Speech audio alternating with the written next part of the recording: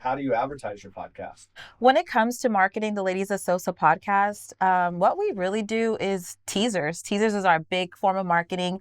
We pick the best parts of our episodes or the parts that will cause the most conversation or the most controversial. Yeah. And we utilize that to kind of spark engagement and get people to come to our podcast and watch the full episode.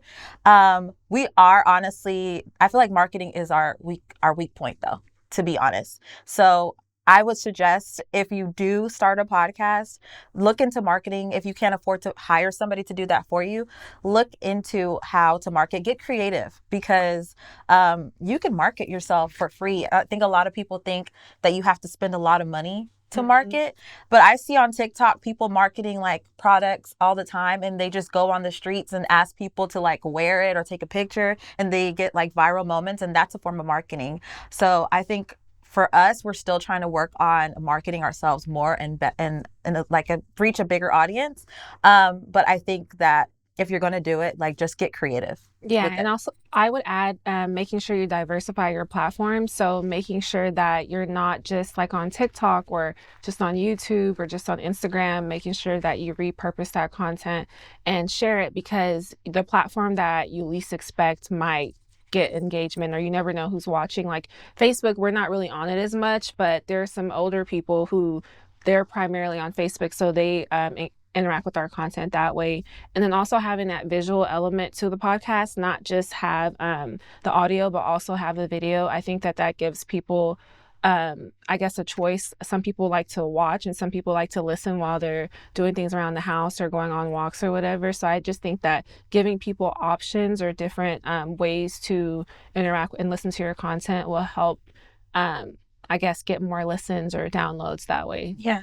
And I think also with marketing, don't get discouraged because there's going to be some things that you post that don't get as much engagement, and that shouldn't discourage you from posting. Yes. Because we have videos or clips where some of them have like 50,000 views or 50,000 likes, and then some only have like 200. Yeah. But you always keep posting. Don't get discouraged, and don't let the comments steer you away from posting certain things, because sometimes we'll for example, we'll post a clip that's in regard to this and one topic, and people will get in the comments and be like, are you guys not done talking about this? Yeah.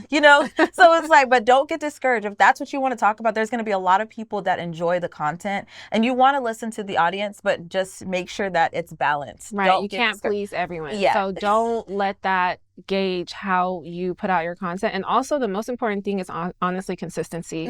Making sure that you post whenever you say you're going to post. I feel like that is the best way to build a loyal following and fan base, because they know that every single week people message us all the time and say that, if you guys don't post this week, like it throws off my whole schedule, because on Tuesdays mornings I listen to your podcast and I do this activity or I do this at work. So just making sure you're consistent, because that shows people that you're serious, and it helps them to be able to take you serious and actually support you and know that this is a real thing and not like just some random thing that you're trying and you're just going to quit in the next month or so. I think that helped us, because in the past we did struggle with consistency, as far as just like before we figured out that we wanted to go the podcast route. So once we relaunched the podcast, we were able to stay consistent every single week. And I feel like that is ultimately what led to even like the Good Morning America interview, because you never know who's watching, and you never know where your next big break is going to come from, or